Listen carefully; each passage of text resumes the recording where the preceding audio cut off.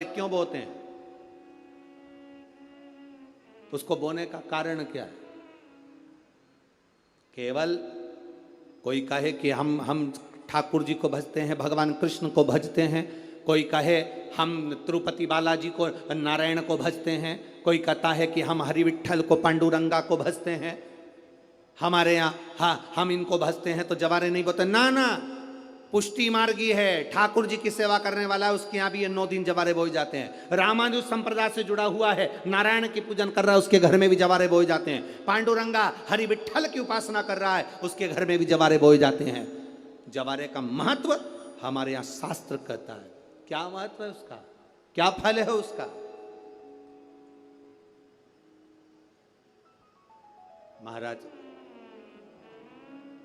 जब देवी माता ने दुर्गा भवानी को पंचायत में बुलाया गया, शिव पंचायत में मां दुर्गा बैठी हुई है, और शिव पंचायत में जब दुर्गा भवानी बैठी, उपद्रवियों ने उपद्रव मचाया, अहंकारियों ने अहंकार मचाया, असुरों ने, राक्षसों ने हाहाकार मचाना प्रारंभ करा। तब उस समय पर देवाधिदेव महादेव माता पार्वती को देखकर, दुर्गा भवानी को देखकर मुस्कुरा रहे थे। केवल शिव मुस्कुरा रहे हैं, पार्वती को देखकर, दुर्गा भवानी को देखकर, मां जगत जननी को देखकर केवल मुस्कुरा रहे हैं। तब देवता सूर्य नारायण ने भगवान शिव जी को देखकर हाथ जोड़कर प्रार्थना करी। भास्कर देव बोले, सूर्य नारायण बोले, बाबा मेरे मन के संशय को मिटा दीजिए। शिव जी ने पूछा क्या काम है? बोलो क्या चाहते हो? शंकर भगवान से सूर्य देव, भास्कर देव कहते हैं, प्रभु आपके मुस्कुराने का कारण क्या है? भारत की भूमि पर जितनी जगह पर भी आप लोग कथा सुन रहे हो, आस्था चैनल पर, फेसबुक, यूट्यूब पर जितने लोग कथा सुन रहे हो, बड़े ध्यान से सुनना कि जवारे क्यों बोए जाते हैं। नवरात्रि में जवारे की महत्वता क्यों होती है, क्यों बोया जाता है, मिट्टी में गेहूं डालकर क्यों उत्पन्न किया जाता है, उसकी महत्वता क्या है?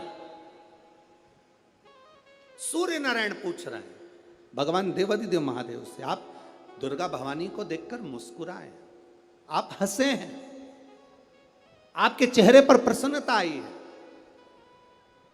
कारण क्या?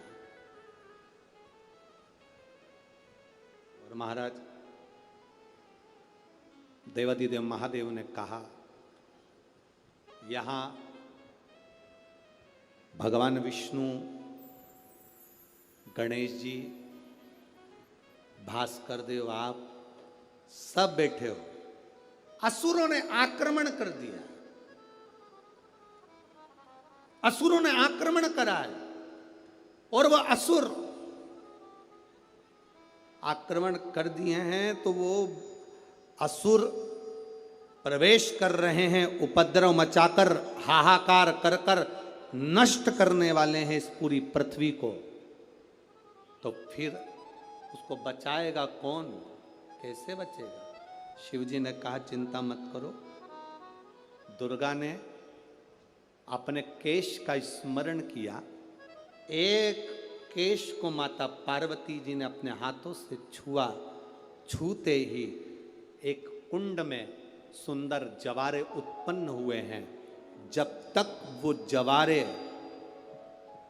बड़े नहीं हो जाते, जब तक वो जवारे थोड़े प्रबल नहीं हो जाते, तब तक एक भी असुर प्रवेश नहीं कर सकता, हाहाकार नहीं मचा सकता और अंदर आ नहीं सकता। शिव महापुराण की कथा कहती है, जवारे जिसके यहाँ बोए जाते हैं, जवारे का, आप लोग कहते हैं कहीं पर देवी जी बैठी हैं, किसी के यहाँ मिट्टी की मूर्ति आई, 21 फीट की, 41 फीट की, 15 फीट की, 10 फीट की, 25 फीट की देवी जी की प्रतिमा स्थापना हुई।